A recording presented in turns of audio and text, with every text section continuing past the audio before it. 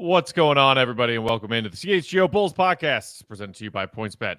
Don't forget that promo code CHGO when you sign up to live your bet life. I'm Peck. You can follow me on Twitter at Bulls_Peck. My guy Big Dave is at BAW, BAWL Sports. Will the GOAT Gottlieb at Won't Gottlieb. We are CHGO_Bulls, coming to you live remote on Tuesday, July 5th. Shout out to our producer, Sarah, behind the scenes, taking controls while Joey is off. Lots to get to today. We're going to talk about the other moves the Bulls made over the holiday weekend, including adding the vet backup point guard, Goran Dragic, bringing back Derrick Jones Jr. on a 2-year deal. We'll also touch on the insane package that Utah got for Rudy Gobert. And then we'll also, if we have time, wrap up the show with our first look at Coach John Bryant and some of the members of this summer league team that's training and getting ready before heading to Vegas. Before we do all of that, however, we wanted to take a moment to address the tragedy that happened just 20 miles or so north of Chicago yesterday in Highland Park. You see there the statement from the Chicago Bulls. What happened today in Highland Park was horrifying and senseless. Over the years, Highland Park has been home to many members of Bulls Nation, including a number of Bulls players and staff. Our connection with the community is personal, and it holds a particularly special place in our hearts. We're grieving with the community and everyone affected, and we support them as we all mourn this tragedy. And they go on to talk about making a commitment and making a difference in the effort to help solve this epidemic of gun violence in our country. The death toll is now at 7 as of this morning from the shooting that happened just 10 minutes into the 4th of July parade in downtown Highland Park yesterday. Upwards of 30 additional people were injured on top of the 7 lives lost.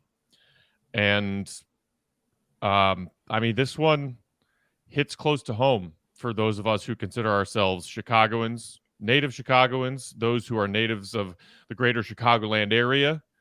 Many members of our CHGO family have friends and family that live in Highland Park, that are from Highland Park. Shout out to our guy Joey, who's off today, who has nothing but love for Highland Park. It's just kind of a reminder that anytime you see another one of these events, one of these tragedies happen, that it could be your town next, right? That's what people always say.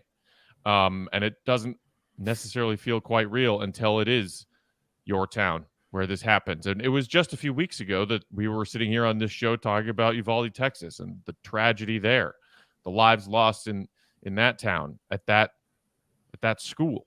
You just kind of run out of thoughts.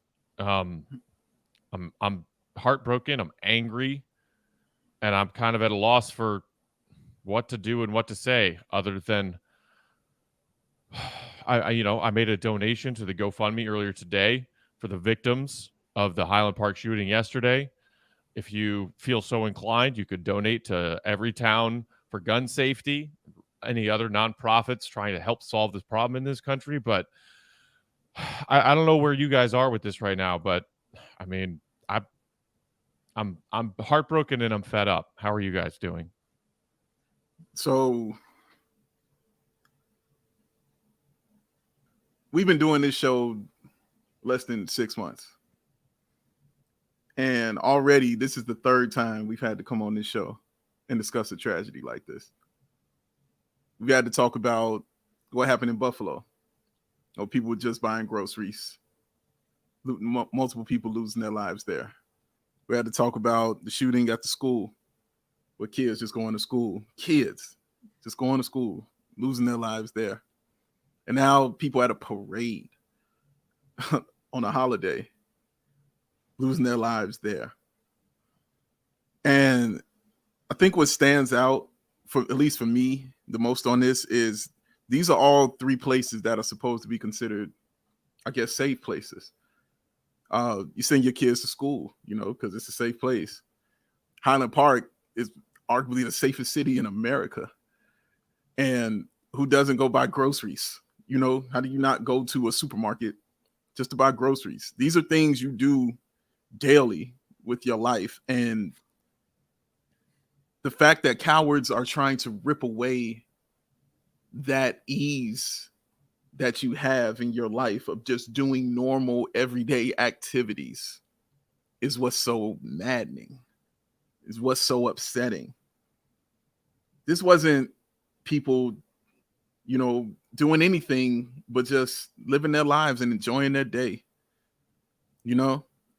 And some coward felt the need to rip that away from them and their families. And, you know, no matter how heartbroken I think I am, I just always think about the people who actually are sitting here living with it, because I can't imagine what they're living with and doing and dealing with this on a daily basis. You saw that young man talking about how he had to put his kid in a trash can to protect him from being murdered at a parade. So, you know, I don't want to speak long on it. I'll probably start crying if I do. But it sucks. It hurts. It's painful. The ways to help are the ways, I guess, you're saying, Matt, is to provide, you know, your support financially. Of course, you send your prayers and your things like that. But for me, it just gives you more questions. Like, when is it enough? When is it enough for everyone who's not even on the same page to just be like, okay, this is too much? When is it enough? Like, does it have to hit you for it to be enough? You know what I mean? Does it have to affect your family for it to be enough? I don't want it to be that, you know, for it to get to that point. But that's just the question I had. Like, when does it become enough for you to for us to come together and be like, all right, some of this crap has to stop, man? Because now, you know, you worry about everything, man. Now you just worry about festivals. You know what I'm saying? This is summertime. This is music festival time. You worry about this stuff. You know what I'm saying? Now this has to be in the back of your mind. You know what I mean? This shouldn't be in the back of your mind. You know, when you're out just celebrating with your family and children and kids. Another instance happened later that night in Philadelphia. Exactly. When I believe a couple of officers were shot for that. And I didn't even mention, you know, in the midst of all this, you know, the police, you know, firing 60 shots into Jalen Walker, you know, like, even that's on top of this. Like, all this stuff is happening at once. And like I said, it hasn't even been 6 months and we've been sitting here having these conversations about this. But all we can do, Matt, is what you eloquently have put and what you have done. And I just hope people become fed up with this and are ready to make a move on this. And yeah, because it's got to stop, bro. Yeah, that's really well said, Dave. Thank you for saying that. I believe I heard yesterday that 6 months and 4 days through the year of 2022, we've had 309 mass shootings in this country,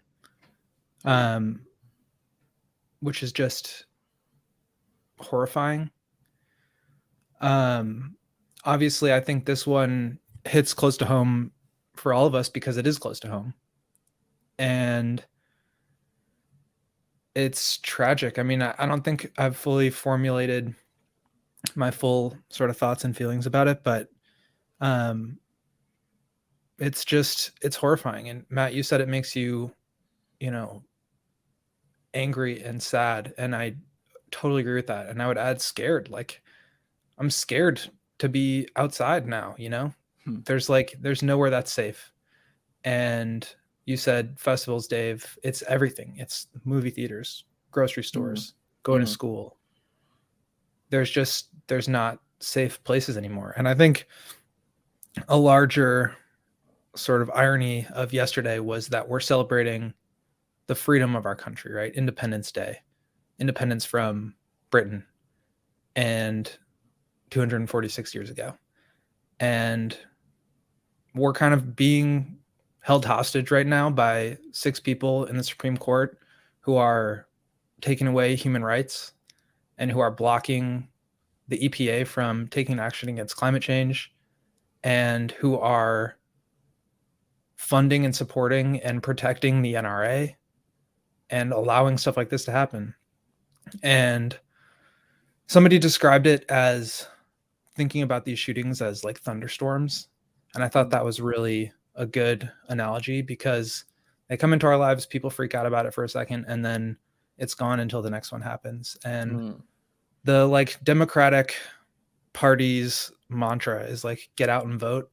And I think obviously that's really important. We need to like find who is supporting common sense gun laws and vote for those people. But it's more than that. It's like putting pressure on them to not just like think that Roe versus Wade is not going to get overturned, to just be okay with the fact that, you know, there are politicians that are getting all of their funding from the NRA and then supporting and protecting them.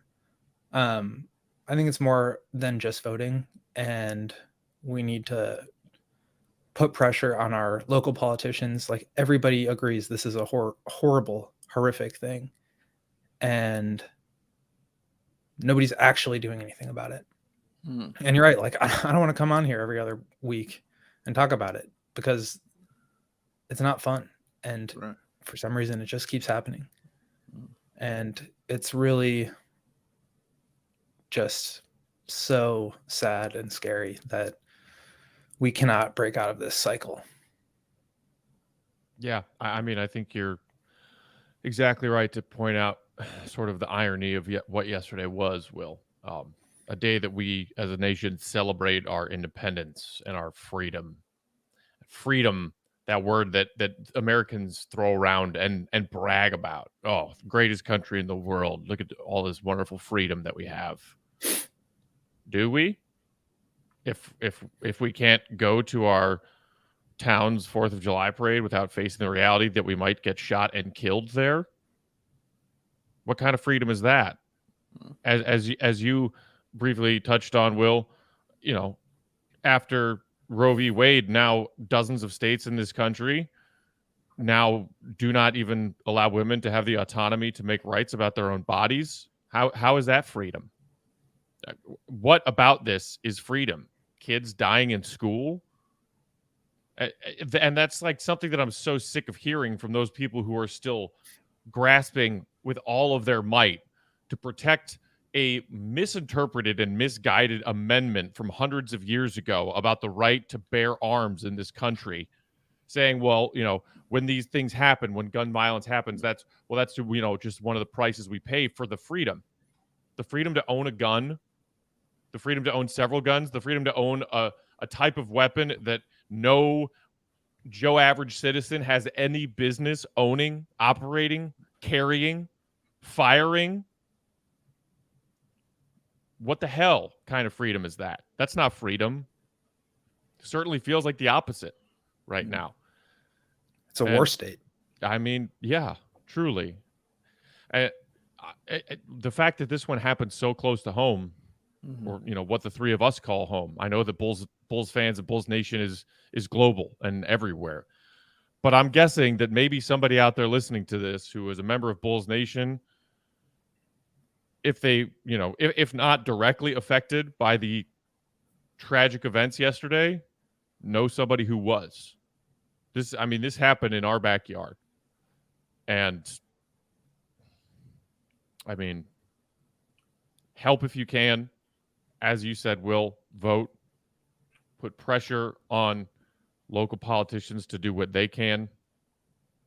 And maybe we won't have to keep doing this all the time. But I'm sick of having to make these no-brainer arguments for gun reform and logical gun regulation in this country This happened outdoors at a parade. I don't want to hear, well, let's just have one door in and out of wherever it is where we're trying to prevent these from happening with armed guards. Well, we need more good guys with guns to stop the bad guys with guns. How many armed police forces were at and working and patrolling this parade through Highland Park yesterday? Plenty of them. And this still happened. It's the guns. Deal with the damn guns. I have had it. It's a fact, man. I think that also, like, I can't reiterate enough the places that are happening, as Will said, like, and you said, man, like that safety and that freedom. These are in places where that should be a given. You know what I mean? During these events, that should be a given. Like Highland Park, look it up. Highland Park, one of the safest places in America with some of the toughest gun laws. Like, look it up. Like, that's where Highland Park is. Where do you think Michael Jordan was staying when he was here? It was Highland Park. Like, that's one of those places. And so when things like this happen in the place that is supposed to be that safe place, you don't have to worry about it here. And even it being so safe, having protection from police officers and people there doing their jobs to, try to make it even more safer for you. And somebody just rips that away. A kid rips that away and takes that from you. And now there has to be traumatic conversations with kids, and adults who some might have never experienced nothing like that in their life. And kids who now will never know a life without experiencing something like that. You know what I'm saying? It will change you forever, bro. Forever. These kids and people are forever changed, whether they lost someone or not. The fact you were there and this happened will forever change you. So now you think about, will they even feel comfortable going to the supermarket now? Would they even feel comfortable letting their kids go to class now? Will they even feel comfortable, like Will said, going to a movie theater now? You know what I'm saying? Doing your normal day-to-day life has now been stolen from you because of this. And now new problems and new issues and new things you have to deal with and go through, man. It's just, when is it enough, bro? Like, seriously, when is it enough? When?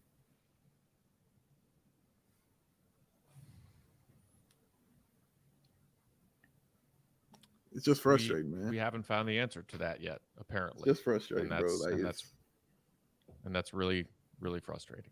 Yeah. Okay.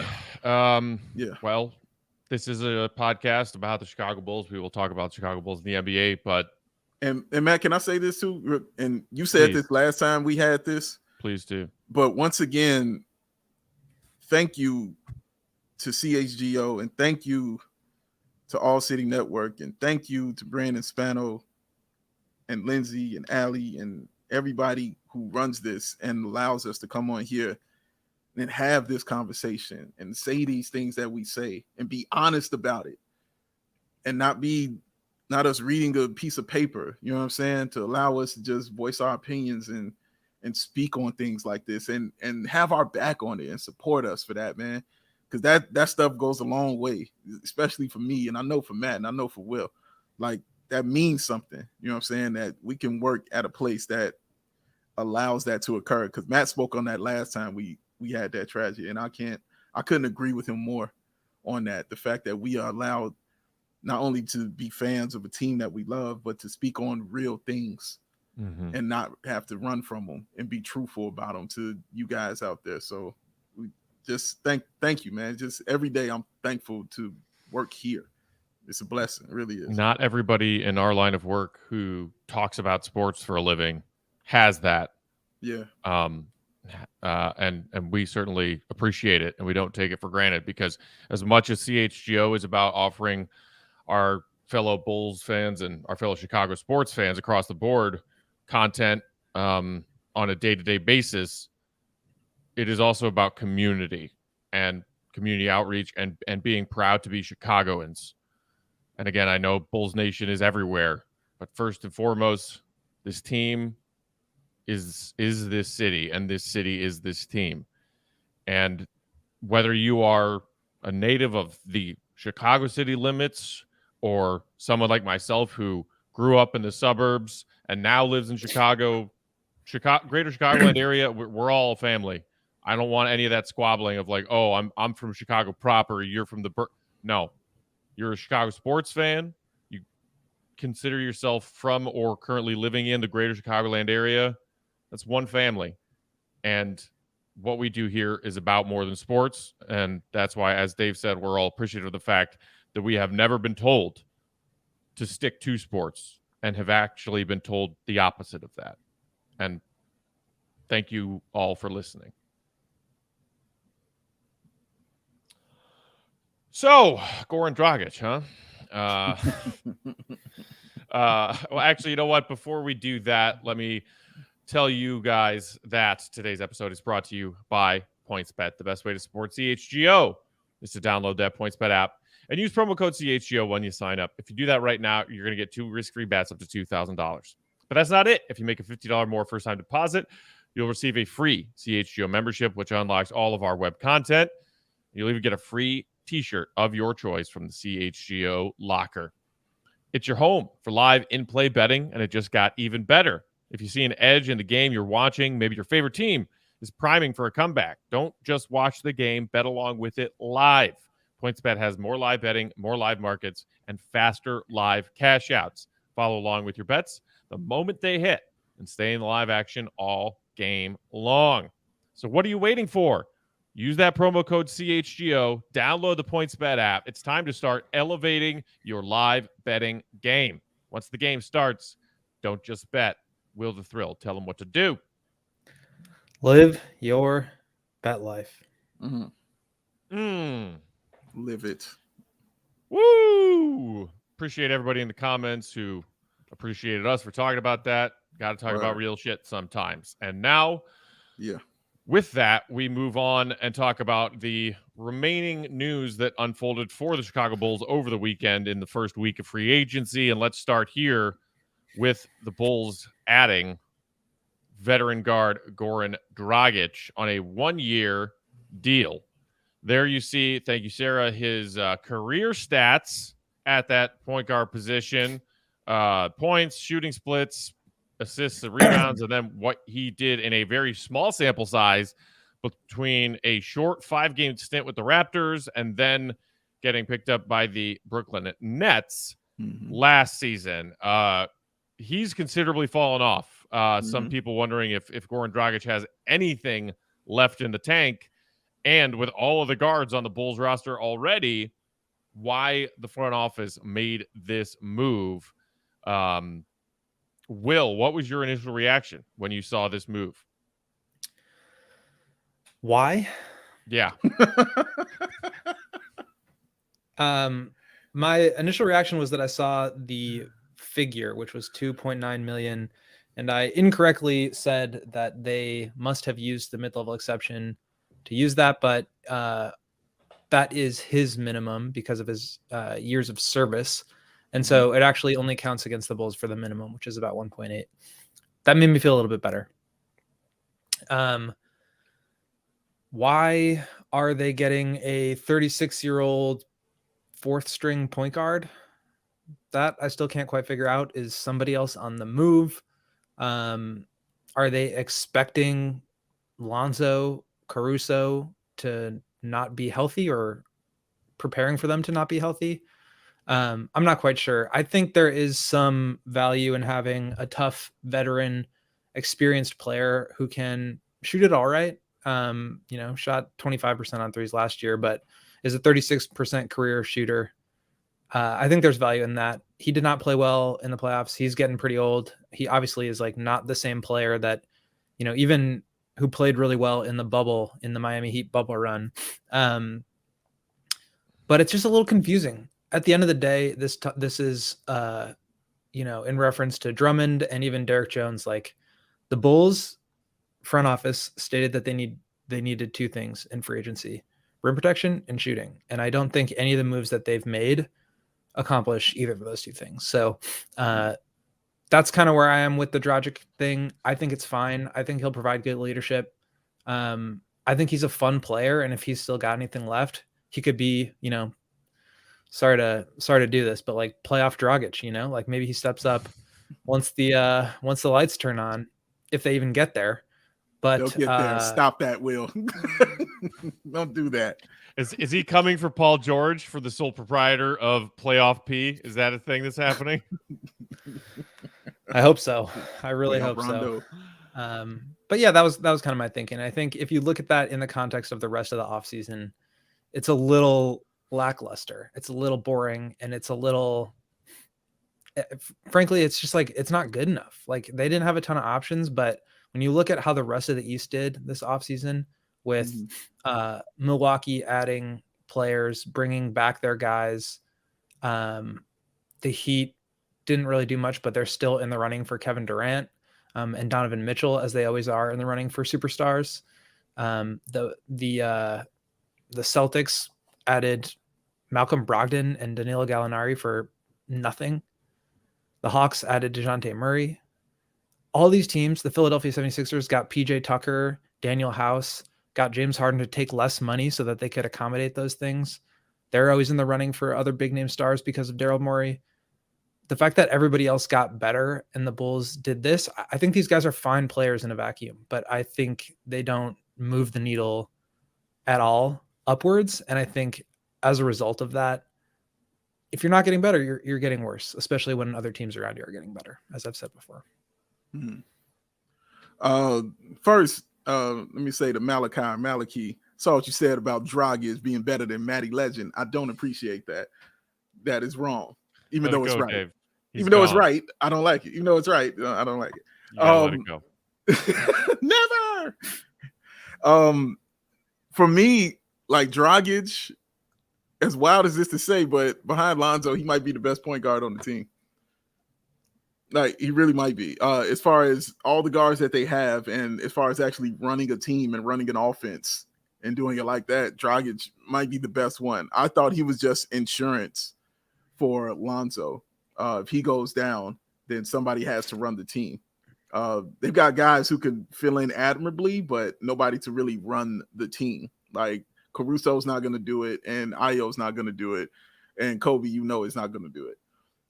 The other thing I thought was, there's something else in the works. There's a trade coming. Like, I don't see how you go into the season with that many guys playing that same position on your roster.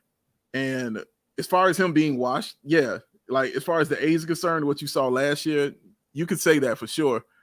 You could also say, he was hurt pretty much the whole year and only played like a total of 20 games for both teams. And he didn't really get a chance to, get out there. So you can either one of those things. We'll know it when the season starts, as far as if it's one or the other, we'll know for sure. But as of right now, I was like, cool. I was like, okay, you got Dragic. I didn't hate it. It was an upgrade for me at the backup point guard position. Yeah, the backup point guard position. But like you said, though, Will. But I agree with you. Like you said, it's not a needle mover, you know what I'm saying, or anything like that. But I think it's because I look at this season a little differently.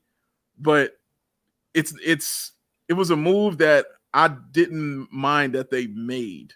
That it didn't bother me, like, oh my God, you know what I'm saying? Like, what are they doing out there? It didn't bother me on that sense. But I do agree with you when you say the things they needed to address, they still haven't addressed. I think they feel they addressed rim protection with Drummond because he's a body and he blocks shots. That's what he does. Kinda, but he blocks shots. He rebounds. He's not a great shot blocker.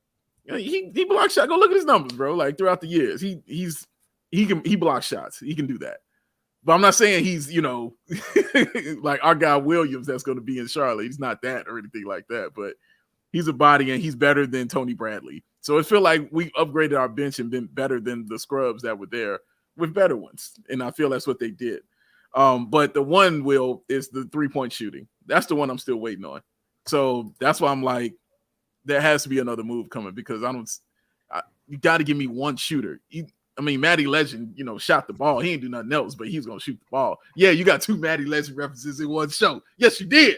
But yeah, Out of man, control. I agree with You're that. out of control, Dave. I agree with that, Will. I agree with that. I think also, just to put it into context here, so Dragic was their 15th roster signing. He's their 15th guaranteed player, which is obviously the max number that you can have during the regular season.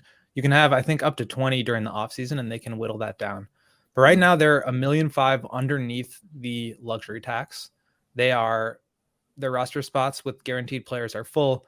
And so if they wanted to open up a spot, they would have to waive and stretch somebody, whether it's Marco Bradley. or Bradley. Nah, dude. Marco weighs 240 now. Marco hours Magical are upon weight us. gain, baby. The magical weight gain. He actually does look huge, but or make a trade. And I'm not ruling any of those things out. But as it stands right now, I think you look at the rest of the league and you look at the areas of need for the Bulls. And again, I understand the limited options, but it just felt a little bit like it was just not enough. And I think the margins and the fringe roster spots and the depth are the places where they need the most help. And I just think they had a real weapon to go out and get somebody with that $10.5 million mid-level exception. They didn't want to use it for whatever reason, whether it was to avoid the tax, whether it was to avoid being hard capped. We don't know that. Maybe it's because they wanted multiple players instead of one, but they've got 7.3 of it left and they haven't used it. So I'm pretty disappointed with that. And just to wrap it all up, it's not that I think Dragic sucks or Drummond sucks. Like, these are fine players. They're going to be solid through the regular season and maybe give you something in the playoffs, but there's so much else going on around the league. And I think the Bulls were less than. Yeah. I mean, look, I think the thing that Dragic could bring that would be most useful to this team is more veteran leadership and playoff experience. He has both of those things in bulk. He is well respected and well liked around the league. I saw, people saying, well, another guard. Does that mean Kobe's getting traded? Is some other big shakeup happening? Maybe not, because I think one thing that we know for certain that AK and Eversley are obsessed with this roster construction is flexibility and versatility. True. And I mean, Caruso, Lonzo, Zach, Io, a lot of these guys are combo guards who can also play the three. Some of these guys in certain dire situations also play the four when they go small. So it's not like adding Dragic as we've got yet another point guard. What do we do? Why do we have this? A lot of these guys are playing multiple positions and probably will play multiple positions throughout the year. But as far as like bottom line, is he washed? In recent outings this past season for Toronto and for Brooklyn, dude looks pretty washed. He cannot stay in front of anyone on the defensive end anymore. He was never a great defender, but dude is getting cooked on defense. Like, he's giving you nothing there. And if he's not hitting his shots, what are you going to get? A couple of little crafty buckets from an old point guard if he's asked to play 8 to 10 minutes off the bench. That's it. That's it. Like, but you hit it on the head. Like, he's not going to be asked to be that dude, getting those minutes. Yeah, that's a great point. So it's not going to affect it in that sense. That's going to be Io. That's going to be Caruso, doing those things. But situationally is what I think he'll be used as to come in and provide that. Because there were many times, guys, when we watched where the Bulls could not get into their offense because the point guard couldn't get them into their offense because Lonzo wasn't there. So I think it will be situational for when those teams start trying to do that against them. You put in an actual dude who can control the ball and actually shoot the basketball. Even though he shot like 25% from three last season, but career-wise, he's a better shooter than that. And so I think that's why, he'll work in that sense situationally. But no, you're right. Cooked on defense and all the other stuff, all that is fact. You know what I'm saying? That is absolutely fact. But I think it will definitely be situational. And let me just see how Billy Donovan goes along with this and how he plays and what kind of role he'll have for him. Go ahead, Will. I was gonna say, like, the one thing, Dave, that you said that I think is a good point is, well, you said a lot of things that are good points, but one that I want to take away is having like 8 to 10 minutes, right? Like, that's all you need from him. And I think they absolutely need that. Like depth was a serious problem, especially when the injuries hit. However, like I said before, like $10.5 million is a lot. And they also need top end talent. And I think they could have gotten somebody there that pushes other guys down the rotation and allows the higher end depth to be better. And also, therefore, the lower end depth to be better. So I say all this acknowledging, and I'm going to probably harp on it a ton because like, I don't know what the alternatives were. It sounded like they were really close on Gallinari. They thought they had him. Who knows? Like TJ Warren obviously just signed with the Nets today, and my guess is that's for the minimum. Clearly, there's stuff going on there. There weren't a ton of options, so I don't want to like kill them for this, but I do think there was a missed opportunity to not go a little bit bigger. And when you're a team that has already 2 more future picks out the door, that has 2 years left of DeRozan under contract, who is committing now to a 5-year future with Zach LaVine, and who has Vucevic for 1 more year. Like you can't just like wait and see how, like I saw a comment that said the roster's not done in July. That's true. And like they could still make a trade and that would change everything. All of this analysis would be completely changed if another trade is made. But like I said, I just don't think that's super likely at this point because of where they are with the tax and with the roster spots. Yeah. And in addition to they can make a trade, they can also just bring in another player now, and you can carry well more than 15 up until and including training camp. You just got to get your roster down to 15 by the start of the season. I think I saw somebody in the comments mention Isaiah Roby, who, the Thunder tossed onto waivers yesterday, I believe. And so the Bulls, with that traded player exception from the Daniel Tice move last offseason, could use that TPE to make a claim for Isaiah Roby and add a quality power forward who's got a lot of upside and is still young, who showed really solid things the last 2 seasons in a young rebuilding team over there in Oklahoma City, and add talent that way. And I think could even do so while still staying under the tax line, based on his contract. That to me, and I know our pal Mark was talking about this when he was on with us at the tail end last week as we talked about the Bulls' underwhelming free agency moves.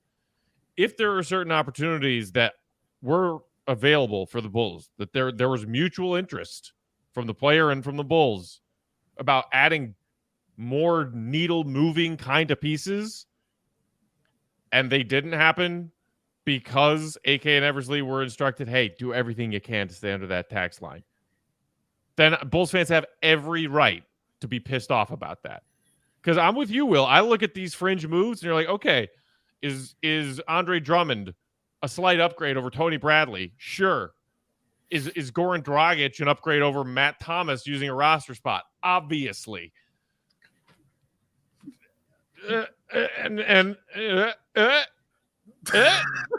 Because guess what? That's it. That's the only way that this roster is changing compared to last season, other than the addition of a rookie in Dalen Terry and maybe in dire straits getting more minutes out of a finally useful Marko Simonovic. That's it. It's the same roster. And Pat Williams, and if it's the same roster because cheapskates, then shame on you. And we fans are allowed to be pissed about that. We don't know that that's true yet because they haven't finished technically. Like there's still more stuff they can do. They could make a trade. They could bring somebody else in. They could cut somebody and that would push them over. My guess is that won't happen. And even if they do before the end of the season, they will get under the tax. So it sure looks that way, right? Yeah. I mean, they're getting real nice and close to it. Yeah. But not going over. Like. Not going over. Not going touching over, it. baby. Not going over. It's right there. All right. We'll see. We'll see, it's man. Annoying. It's annoying. It's annoying. It's annoying. Wait, Matt. All right. Well, so we also wanted to touch on the huge haul the Jazz got for Rudy. We also have to talk about the fact that maybe in an oddly surprising way, Derrick Jones Jr. is still here. I forgot. And what role he might play. Before we do all of that, though, Big Dave, can you tell our viewers and listeners about the great products offered by our friends at Owen? Oh, I can and I shall. Thank because it's 100% plant-based protein shake that gives you nutrition that works as hard as Will the Goat Gottlieb does. And that's pretty damn hard. All of their products are free of artificial ingredients, allergen friendly, no gluten or no dairy, and it's easily digestible. And they leave out the best part. It tastes great. Get you the strawberry banana, get you the caramel, get you the chocolate, get you the vanilla, whatever you need, they got you covered at Owen. All right. And the person who endorses it means more than all of us combined. It's Justin Fields, QB1. Boom. That's the man. He's the one. He's saying Owen is his thing. So guess what? I'm going to roll with him. So why don't you do the same? And matter of fact, when you do that, we can save you some money when you do it, y'all, because Owen and CHGO have partnered up to give you this awesome offer right here. You can get 20% off your first purchase at liveowen.com with that code CHGO20. That is 20% off your first purchase at liveowen.com. CHGO20 is the code. So won't you join Will? Won't you join Matt? Won't you join me? And most importantly, won't you join Justin Fields and try Owen today? Because as I always say, ladies and gentlemen, Owens a win. There it is. The pause. Thank you, sir. Yes, sir. All right. So I know you wanted to talk about this, Will. Rudy Gobert. Lots of rumors back and forth. Half the people across the NBA media landscape were convinced that he was coming to Chicago leading up to free agency starting. We know that did not happen. Minnesota was always a team that was rumored to be in the mix and maybe even front runners to win that trade, or not win the trade, but be the team that ended up making that deal with Utah. And that is exactly what happened. And if Bulls fans were wondering, well, hey, I mean, come on, that's got to be a pretty enticing package, right? You send them Vooch, you send them Kobe or Pat, you send them Portland pick. Good, right? No, nowhere close to the haul that they got for Rudy Gobert. Danny Ainge is like Palpatine. He just gets what he wants. He's pulling all the strings. He's like the evil overlord of the NBA. And somehow he just collects draft picks everywhere he goes. Yeah. And it's not just collecting draft picks, right? It's like harvesting and producing and like mass producing draft picks. And I don't know like who they were bidding against. Probably the Bulls. I think what happened was that they lost out on DeJounte Murray, right? They wanted him. The Hawks bid higher, right? They got Danilo, who the Spurs waived, and 3 draft picks. And so they're thinking, okay, Rudy's a little bit older and he's going to be, potentially questionable contract here. But we got to give him 4 picks, plus Walker Kessler, plus Jared Vanderbilt, plus Malik Beasley, plus Patrick Beverly, if we're going to beat the Bulls or any other team that's offering. So I saw this deal and I was initially pretty bummed. But when you look at what the Jazz were able to get from the Timberwolves, there was no way the Bulls, or frankly any other team, was coming close to that offer. So it is what it is. I'm sad that the Bulls didn't have a chance to get him. But it's like when you lose by really close, you're like, shit, I could have like just been a little bit better and I would have won. But this is like, okay, this person was just like so much faster than me. There's no way I'm racing them and winning. So I'm not too upset about it. I think from the Timberwolves perspective, you've got 2 guys that are going to be superstars.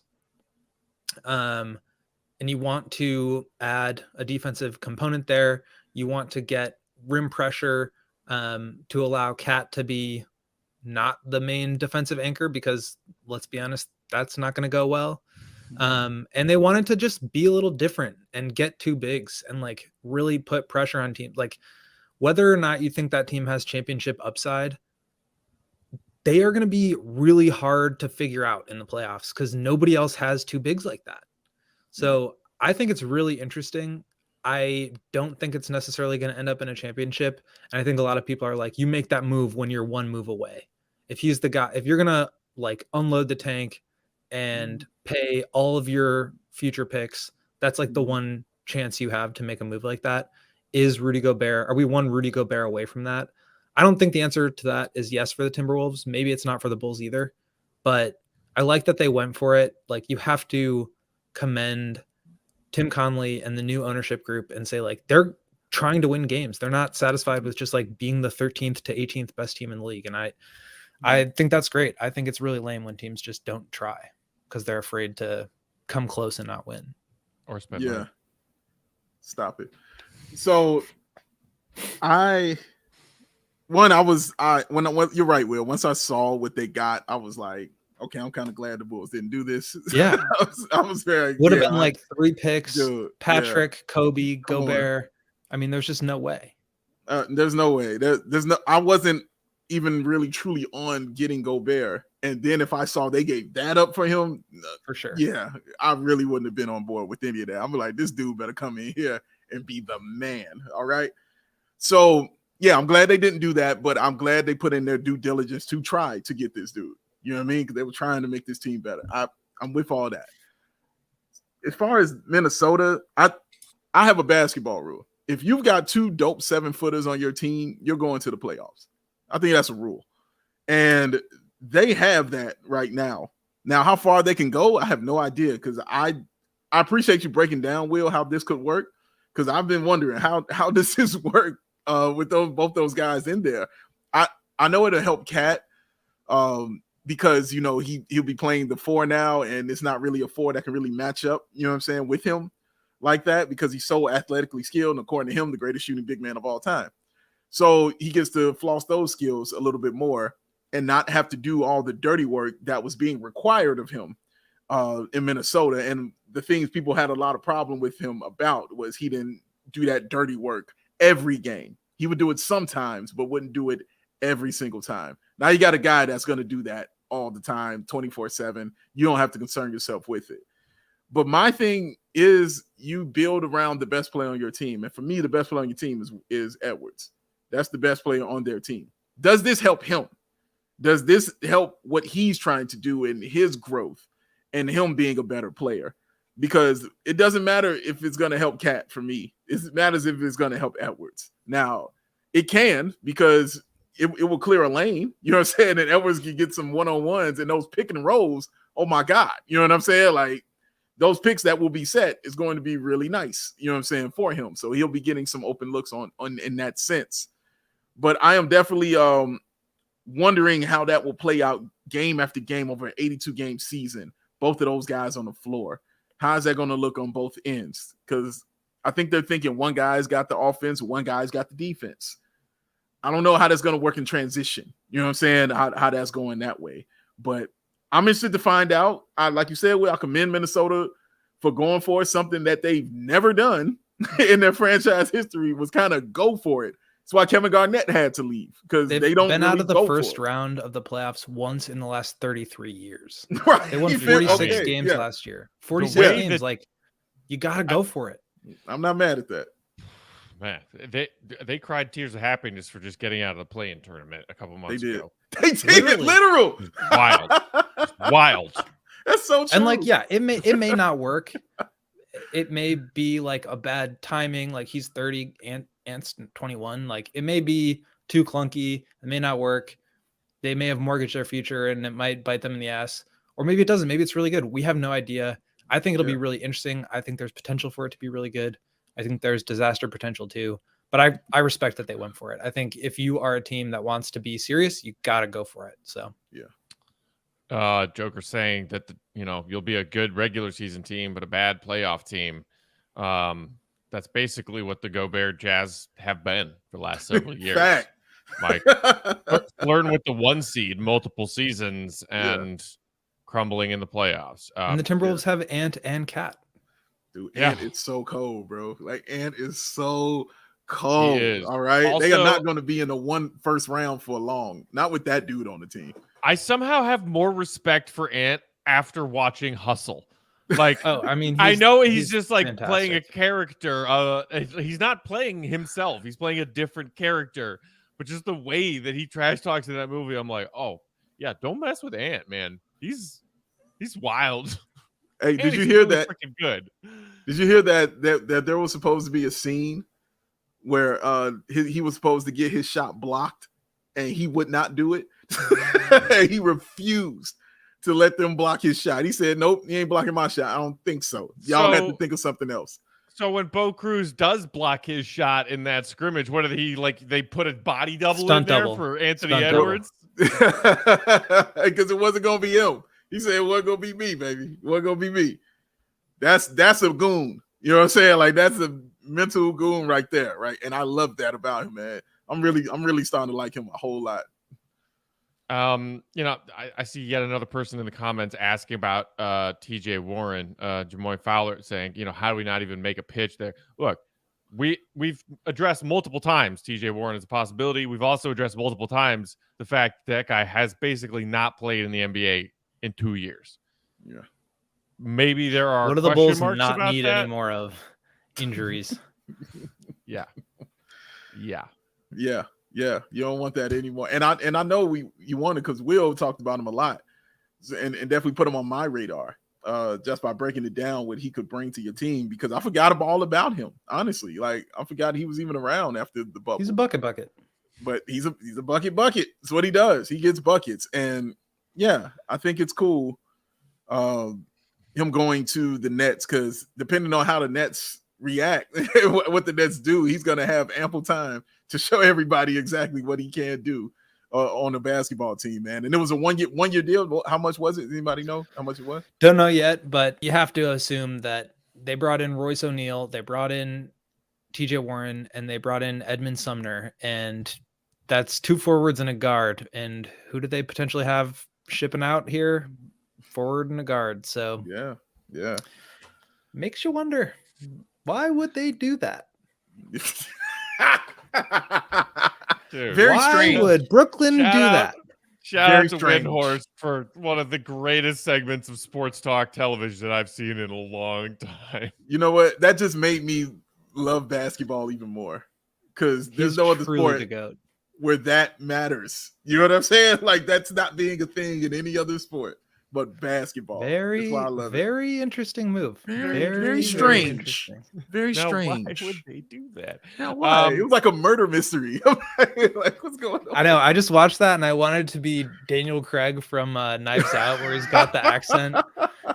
Oh my God, that would have been funny. They need to do like a short video. Somebody needs to make that into now. Why do that? Why do that?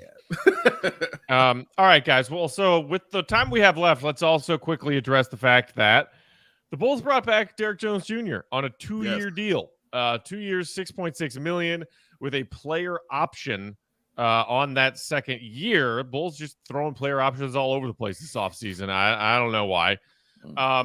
And thank you, Sarah, as you see that graphic of something that we talked about in the first couple months of CHGO's life as we were doing pre- and post-game shows, watching the Bulls brick threes night after night.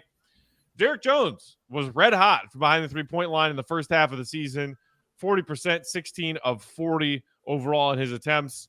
And then in that dreaded stretch after the All-Star break, he was 4 for 21, 19%. Look, he was part of the problem. He was not the biggest part of the Bulls' three-point shooting problem. The biggest part of the Bulls' three-point shooting problem was that their highest volume and most efficient shooter, Lonzo Ball, was gone. Right. But Derrick Jones Jr. going ice cold certainly did not help, and I think it certainly made Bulls fans very okay with the fact that most educated guessers saw the Bulls just letting him go to clear up his cap space and put it to use somewhere else. Instead, they retain Derrick Jones Jr. and do so on a cheaper veteran contract than what he was making last year when he arrived in that Lowry Markkanen sign-in trade. Yeah. If he finds his three-point shot again, great. Like, I'm fine. Like, that was my reaction when I saw this signing. I was like, if he can hit a three, fine. I'm tired of trying to care about these fringe roster improvements that clearly aren't happening. And no offense to DJJ, the guy can be crazy, like highlight reel athletic. We saw some incredible dunks from him last season. He can be fun to watch. He can be a little bit of a versatility play on the defensive end. Just, again, like Will said earlier about Dragic, you're not moving the needle. In fact, you're just bringing back a guy who was here last year and didn't give you a whole lot. They paid him more than the minimum. They did not use the MLE to do so. So that reserved space for them to potentially use that elsewhere, which they did not do. He fell out of the rotation completely, and he works best. Dave, you know this better than anybody because I keep spewing it. I love a small ball lineup, and he works best as a 5. And now you have 240-pound Serbian man coming in to play third string center. You sign a Andre Drummond to be your backup, and you've got Vooch. So, like, why would they do that? I just don't get it. And I think it was clearly they missed on Gallo. They missed on some other options, and he was like a backup plan. They got him on a pretty cheap deal. Maybe they can move him. I don't get the player option. They're just handing those out like Halloween candy. But yeah, I just very, very uninspiring offseason. Taking, I think, the continuity thing a little bit too seriously. And we'll see if that works. I mean, maybe it does, and I'll look like an idiot, but I think they needed a little bit more firepower, and you can still have continuity if you add talent. So that's where I was with it. But like, I really like Derrick Jones Jr. I think he is really solid and has potential. But Matt, you mentioned the shooting. Like, he is emblematic of the Bulls shooting problem, which is that like, if it's going in, awesome, great. But like, can we really trust this when it comes down to it? No, we cannot. So I think he's like a deep fringe rotation guy. Would not be surprising if we just didn't see him for large stretches of the season or until there's an injury. But I'm not giving up on the Bulls. I just Will's taking a lot of heat in the comments disappointed for being with the very offseason. negative today. You are taking some heat today, Will. That's fine. I am being negative, and I think it's fair because they did not do a good enough job, in my opinion, during the offseason. I agree with you as far as his rotation. Remember when this season was first going on, he couldn't even get on the floor.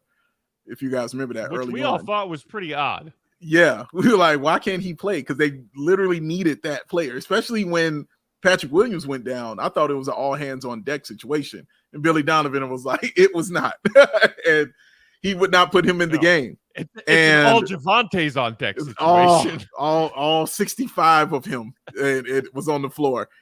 But when he finally did put him in, he produced, and he honestly gave me like some of the best Bulls moments of the year with those dunks he had. Not just the one in Milwaukee that he had where I actually hugged Joey to death, but the other one he had in Denver where actually that was the day Matt and I were at Peace Pizza. Shout out to people at Peace Pizza. We were at Peace Pizza with his friends, C-Red Fred and a bunch of other Bulls podcasters and Jack Silverstein also. And we watched that game. They're more like brothers. And we watched that game and I remember that moment, standing out. So he had moments, especially that first half of the year, and then just fell. Because I remember Matt talking about it so many times, like he hadn't hit a three like for a while. You know what I'm saying? He hadn't even hit one, and he just kind of disappeared. But he's another guy that ran up on injuries, and not just injuries. He ran up on the double whammy of injuries because he just came back from an injury and then broke his finger and was out 6 to 8 weeks. And I remember him being on the court, and it was hurting my soul to watch this dude play basketball because you could just see him doubled over in pain, holding his finger every time he did anything. Anytime the wind blew, he was like, ah! And Matt and I were like, dude, just go sit down. Like, you look like you really, really hurt right now. He's like, no, I'm good. I'm okay. No, you're not. Like, I'm worried about you right now. So, yeah, like all of that kind of, I'm sure that played into, you know what I'm saying, how he went down and how his season kind of went down. But to Will's point, and you guys know I'm the positive guy here, but I slightly agree with Will. I don't agree with fully what he's saying, but I slightly agree with him when he talked about it being uninspiring, because that's true.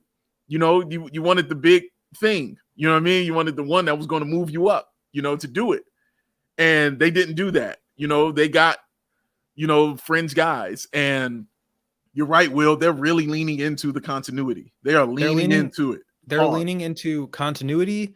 They're leaning into health, and they're leaning into Patrick Williams. And I think those are all fine bets to make. And I'm not trying to be too negative. I just wish they would have added more talent. And like I said before, it was really hard. There were not a lot of good options. So I'm not against you feeling that way. Yeah. No, I know. I'm just saying, like, I'm not like slamming the Bulls front office for having a miserable offseason. I just wish we would have seen a little bit more.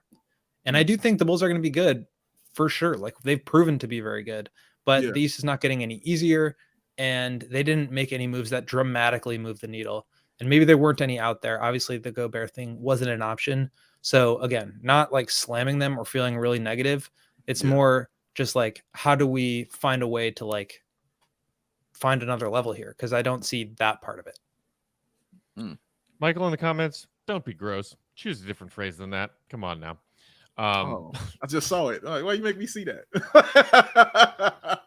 Jared Johnson pointing out that DJJ at the 5 with Debo, Zach, AC, and Lonzo was a pretty stinky negative 16.7 net rating last year. It was fun in 31 minutes. I don't disagree. I also don't disagree with numbers. Look, again, as Will said, it was a tricky situation that they were in this offseason to get better, to get significantly better on paper. This offseason was going to be tricky, especially if they weren't allowed to do certain things. Luxury tax. Sorry, I got a frog in my throat. So the same one, huh? Oh, that frog's been there since 1999. Yeah, I know. That frog's been a long time. And Frog and I have grown up from adolescence to men, and we are still one and the same. He's stuck down there somewhere, and I'm still salty. Oh, so we turns out we didn't have time to get to some of the interesting things we've seen and heard from these Bulls Summer League practices that have kicked off over the past handful of days. Our guy Will has been there covering that beat. What's going on at Summer League practice? So we will talk about that tomorrow. We're getting words from their Summer League coach, John Bryant, an assistant on Billy Donovan's staff. Hearing great things about the Bulls' 18th overall pick from last month, Dalen Terry. Marco putting on muscle. Io looking good. Pat, Will looking good. So we'll talk about all of that on tomorrow's show. In the meantime, you can follow us on Twitter, Bulls_Peck, Bow, BAWL Sports. Won't leave. We are CHGO Bulls. Shout out to our producer, Sarah, doing great work behind the scenes for us today, filling in for Joey quite admirably. We miss you, Joey. We love you, buddy. Miss you, Joey. And thank you all for allowing us to start today's show by addressing the horrible events that happened just in the backyard of Chicago yesterday. And to all of you out there in Bulls Nation who are struggling with this just because you're heartbroken about it, or worse yet, you were affected by this in some way, please do know that our love and our support goes out to you now as it does always. And never feel like you can't reach out, because we're here for you, Bulls Nation. That's part of our job. So for Sarah, for Big Dave, for Will, for everybody here at our CHGO Sports family, Peck saying we appreciate you guys, and we will talk to you tomorrow. See you, Red. Be good.